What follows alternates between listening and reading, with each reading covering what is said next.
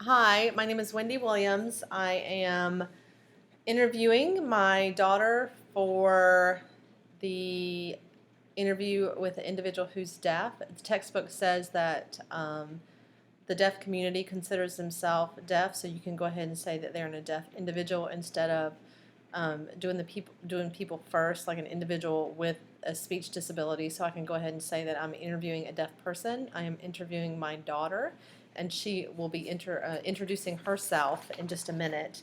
My daughter was born deaf, and she has a profound hearing loss. The textbook states that a profound hearing loss is 91 decibels or greater. So here is a picture of my daughter's audiogram. In the textbook, it talks about the speech banana, which is through here. You can see that none of my daughter's hearing even is in the speech banana. So this is her most recent audiogram.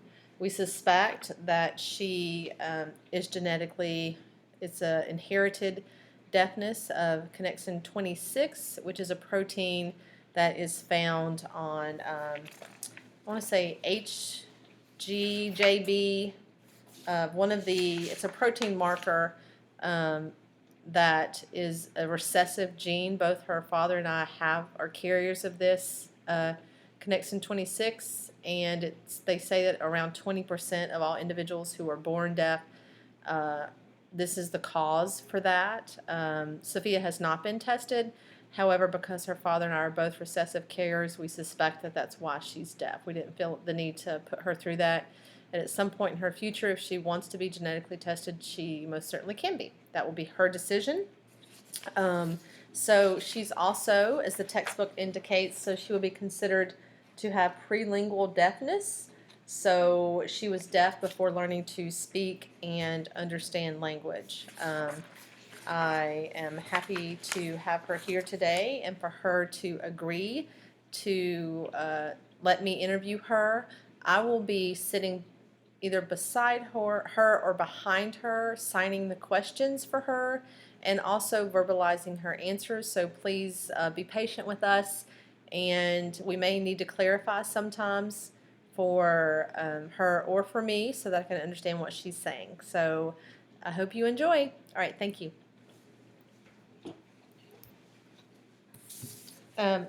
And Sophia, at any time, if you need me to sign clear or repeat, please remind me to do that. Okay, thank you.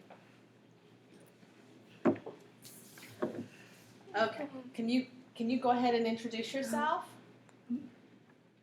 Hi, my name is Sophia Williams. I'm Wendy's daughter. Do you give me permission to videotape you and show it to my classmates today? I do give permission. Oh, thank you. Okay. The first questions are in relation to your school, or where you go to school now and where you've gone in the past. So where are you currently a student?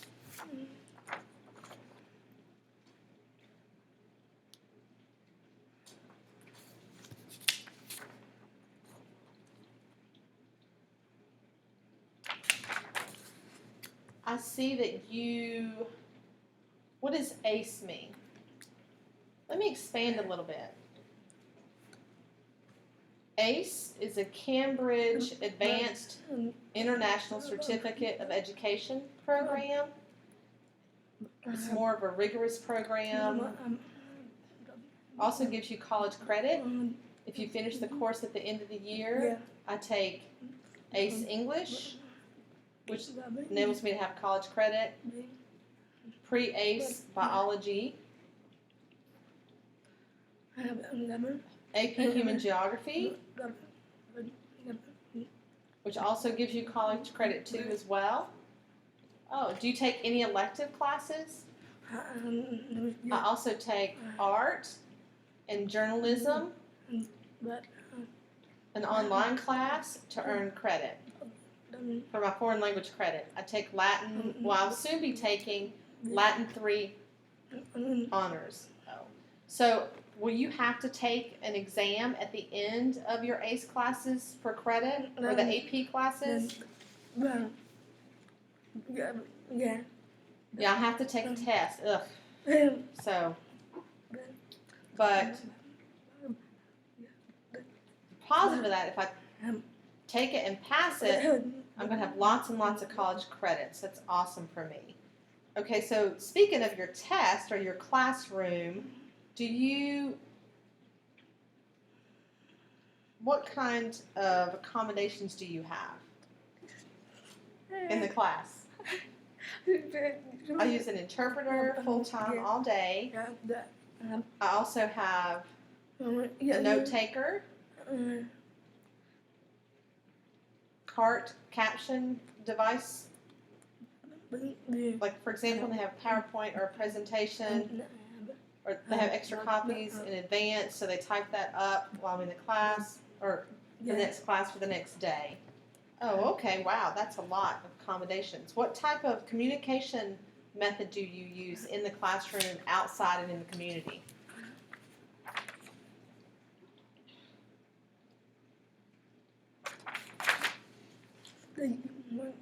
Like, it depends on the situation. PSE, which is Pidgin Sign Language. I use PSE, which is ASL and English, outside of school as well as with my peers and my family. For example, my grandparents use ASL, so I find it easier to communicate using PSE, so I can use their language as well.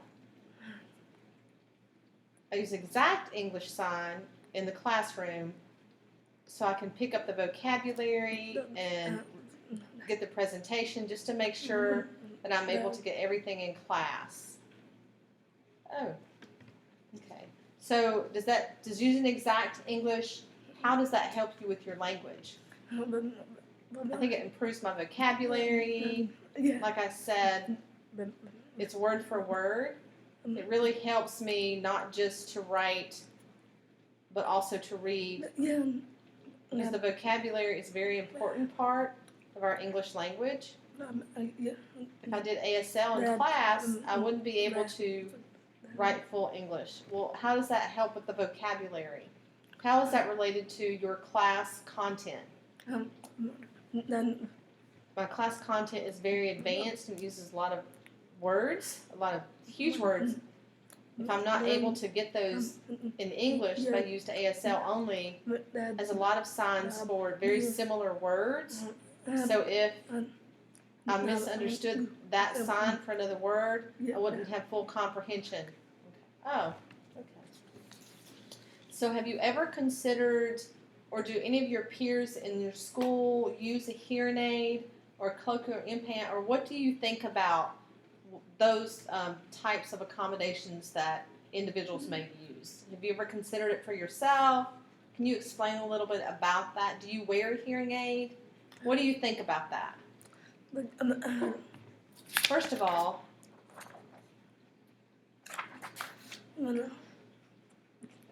it doesn't really matter. I did wear a hearing aid when I was young because I took speech, and it helped me improve my hearing a little bit. After a while, all I heard was like the eek sound, and it really didn't help at all. But there are some cases where it does help a lot of people increase their hearing. In my opinion, a cochlear implant really isn't necessary unless your hearing is really declining. Some don't really work at all, and I feel it's unnecessary to have a hole drilled into your head or your skull. If you try hearing aid first, some of the students at my school use hearing aids. One boy uses a hearing aid and one girl uses a cochlear implant, and they're both fine. But the girl with the cochlear implant, her other ear is declining, so she's considering getting another cochlear implant because she has only one cochlear implant, so she needs one on the other side. She can't use a hearing aid because a cochlear implant prohibits use. But the boy uses a hearing aid, and it helps his hearing a lot. So those are two different sides. So it really depends on your own individual. So are you saying you're against people who wear cochlear implants? No, I'm not against anyone. I just, for myself, I'm not doing that. but I'm not against other people. If it works for you, that's fine and good for you. Oh, okay. So are you in any kind of clubs at school or outside of school?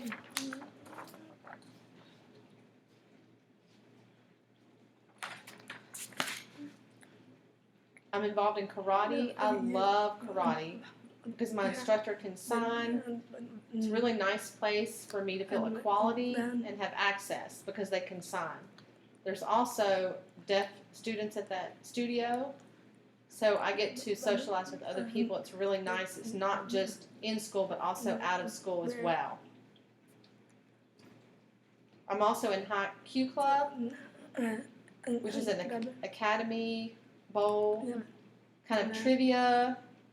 Trivia, what do you mean? Can you explain just a trivia? How does that work? How does High Q work? You have two teams against each other. A varsity team and a JV team. So you have buzzers for each person, and we use a projector to project the questions. That's based on my accommodations. I have to project it. Before that, it was an auditory club. So they project the question, and as the presenter reads the question, the teams debate their answer, and respond with the correct answer. So if you get that, then you get points for the correct answer. So every Tuesday we have different schools come together at either our school and compete against each other. I really enjoy that because it helps challenge my mind. I'm in the Key Club, which is a volunteer club. They often provide different opportunities for us to volunteer at, like, I volunteered at the Greek Festival soon. We'll be ringing the bell at Publix, outside. It's that kind of thing. I really enjoy giving out to the community.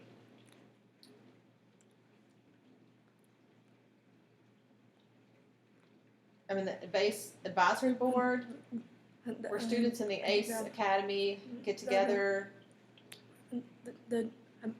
and we discuss upcoming events for the volunteer opportunities and summer opportunities for the ACE students. We also tour different colleges and look at that. I'm in the ASL club. Even though I'm not really an ASL person or whatever that means, I'm mostly English. I go to the ASL club to socialize with other people who are interested in sign. And it helps me to communicate with other people who are interesting, not just taking ASL for credit, but interested in the culture and meeting other people. I really enjoy that. I also want to join other clubs, well as Marine Science Club, Beta Sigma Phi Math Club. Math is one of my favorite classes. It's kind of like High Q, but in math. I'm in journalism. I want to join the journalism club, which will provide an opportunity for me to write or give entries into the school newspaper, which is called the Jacket Journal. I'm now in journalism. I take that as an elective class because I want to be part of that club. Oh, excellent. And just one last question about your clubs and activities. Have you ever encountered any situations where it was a little bit difficult to communicate, for example, with the Key Club? And what did you do about that?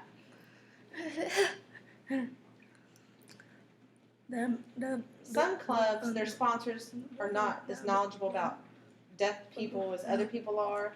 For example, the Key Club, the sponsor at an event did not provide an interpreter because it was outside of school until I requested to the sponsor, which I didn't. I really wanted to be independent and be able to communicate with the other members or my peers. For example, I can use my phone, or I can write back and forth, or things like that. I can text message my friends. I can use FaceTime or my video phone because I have the video phone on my phone.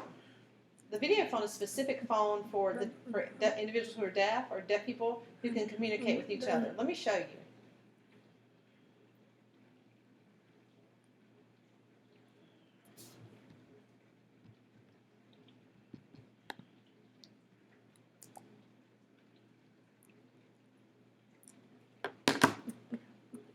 You can't really see enough, but as an interpreter, to connect with, or you can call and connect with interpreters all over, or people all over the world. I can call a number, and the interpreter will interpret for me, so I can communicate with other people. It's very simple. I also have the video phone here at home on my TV. That's a big plus as well. So back to the Key Club.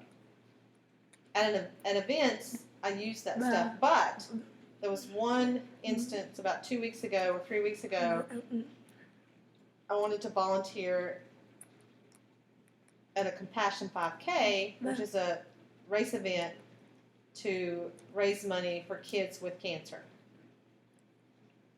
It was an early morning thing. We're supposed to serve water, serve snacks to the runners that passed by. We parked and walked to the event, or went up to our tent. I went up to speak to one of the students, and they didn't even look at me in the eye, or didn't communicate with me, didn't say hey, or anything like that. It was really shocking to me. Just like, I know that there was an interpreter, but I'm perfectly well advocating for myself and communicating with other people. I've had a lot of other struggles too before that. So that event just really, it wasn't really possible for them because they weren't aware of deaf people, and didn't really feel like I didn't feel like I wanted to waste my time just standing with people who wouldn't even look me in the eye or wouldn't talk to me. So I just left. Did you let your sponsor know about that? So I did let my sponsor know about that, and he was very upset and surprised because he doesn't really display that kind of feeling at the event. But still, it was good for him to be aware and for me to let him know, so that from now on, at different events, the awareness will be better. Another example is at HiQ, in the HiQ Club. Remember I explained before that it was an audiology club? I struggled with the sponsor who refused to advocate or use my accommodations. Even though I continue to contact different people, including my DHH teacher and her boss, and to try to figure out a solution for accommodations, to project the questions. So I was successful at that, so that was a big plus. I did that. So that's another example of how I had to advocate for my accommodations. Sometimes things don't work so well.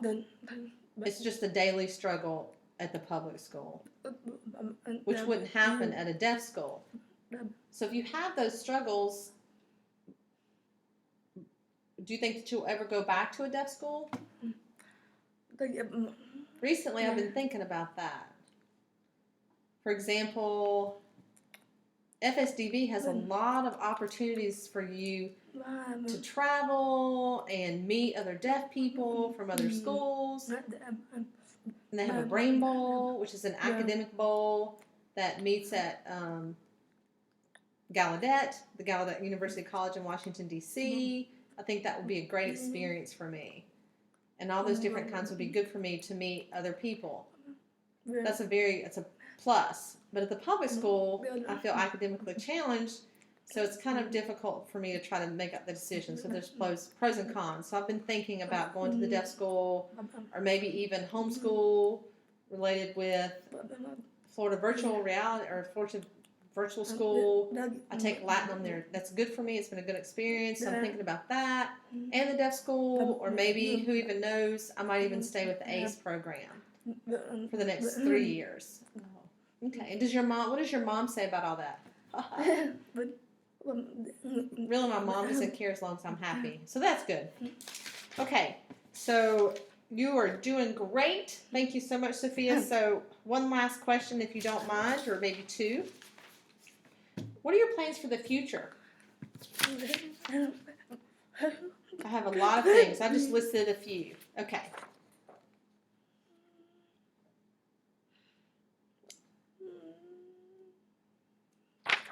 A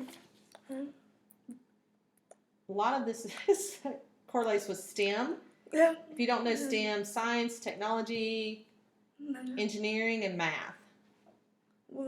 I'm really fascinated with all those, especially biochemistry, engineering, forensics, criminology, neuroscience, physics, math, and bacteriology.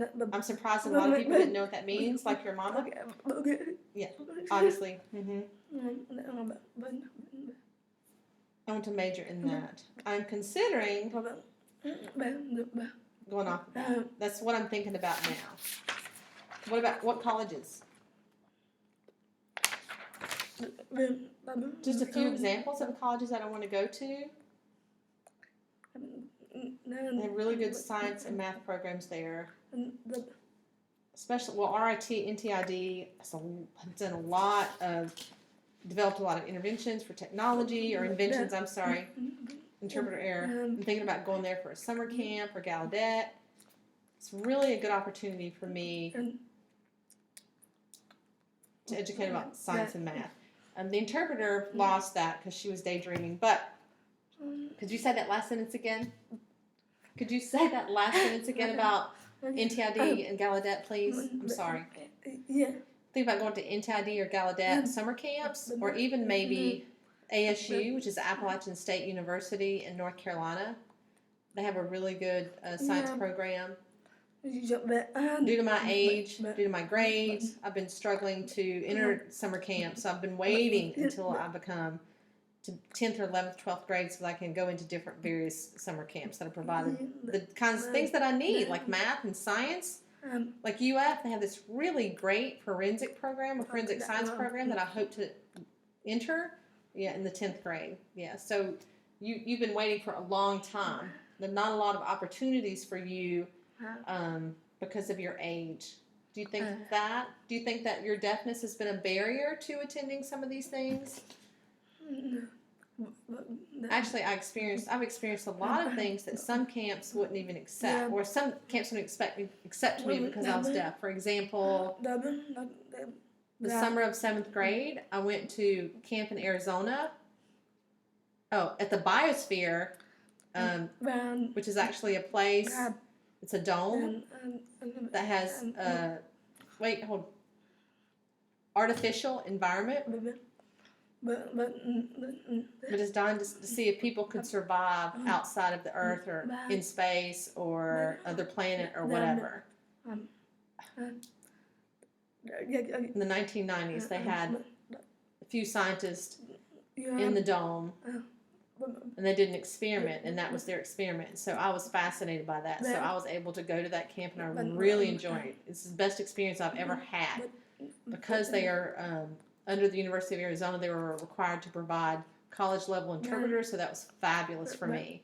That was a great experience. But I haven't had as great experiences as other camps because of my deafness. They don't accept me, or they doubt me, or they don't want to pay for an interpreter. So I've learned not to mention that I'm deaf. So they look at my ability and my grades and all that other kind of thing, and then I show them that's who I am. It's not related to my deafness. So I've been learned to do that. I think that deafness should not be a barrier at all. I'm just a person, and a beautiful person. Okay, one last question. I'm prejudiced. One last question. Is there anything else that you would like people to know about young people who are deaf around your age at 14? For examples, teachers or people who are therapists or speech therapists or anyone who is just entering the field or already in a school. What would you want them to know about an individual who is deaf? That's a good question. Thank you. Don't judge. People are not the same. Deaf person, even another deaf person is not the same as another deaf person. Some people use ASL, some people use English, or they're oral. we're all not the same. What's the same is that we're all individuals. So don't judge them on their deafness. Just look at them as a normal person. Don't just like, oh, you're deaf. Just be direct. For example, one situation, it was at Starbucks. One woman kept looking at me, and she was sitting at another table, and I kept thinking, I wonder why she's looking at me. And then when we went to leave, she approached me, and the first sentence that came out of her mouth was, "Are you deaf?" And I said, "Yes." And then she started talking to me and kept signing and talking about deaf events. Obviously, well, she was a professor at a college, and she was curious because of her own students, so I felt like she wasn't really approaching me to talk with me as a person. She was just fascinated with my deafness. That happens to other people as well, just to let you know. Oh, so what should they do if a person is interested? Should they even approach you at all? I don't encourage people to approach, just be aware, or just be aware. If you introduce yourself, be friendly, not just like, oh, hey, are you deaf? Or sign. Just come up to them as a normal person, or like you would do to another person. Oh, what's your name? Who are you? What do you do? Why are you here? That kind of thing. Not like, are you deaf? Do you want to learn sign language? I'm fine with that, but please be aware. Oh, thank you. Thank you, Sophia. Anything else you want to add? Do you want to add anything else?